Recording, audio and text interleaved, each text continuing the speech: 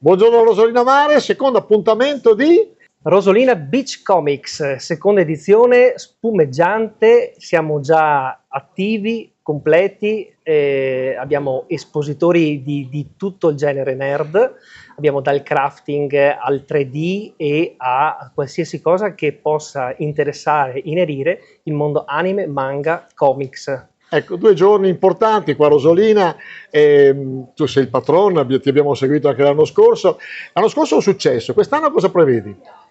Il doppio del successo, Bravo. chiaramente. Abbiamo il sole dalla nostra parte, abbiamo già molte persone che anche prima dell'inizio stavano già girando e curiosando all'interno dei vari stand.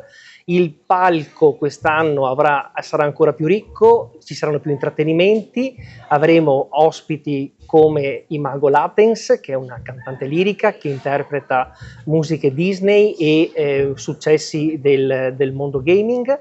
Abbiamo molti raduni quest'anno, abbiamo un raduno firmato Riot Play Game, One Piece, Sulater e Hazbin Hotel.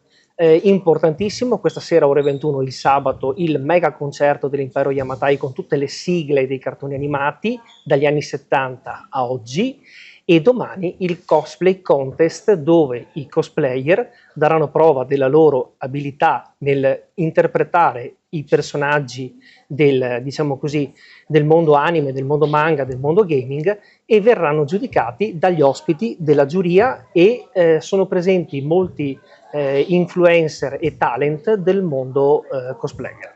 Quanti sono i partecipanti e da dove vengono? Da tutta Italia vengono, perché noi cerchiamo sempre di aggregare e integrare un po' da tutte le parti d'Italia per far conoscere questo evento che è ancora, diciamo così, allo stato non più embrionale, ma è passato da embrione a sicuramente un bel girino, e che vogliamo portare alla stessa ampiezza del mitico Rimini Comics che si è svolto un mese fa a Rimini. Grazie Gianluca, come sempre sarà un successo, che dire? Sì. E che dire, vi aspetto. Bravo, grazie, ciao.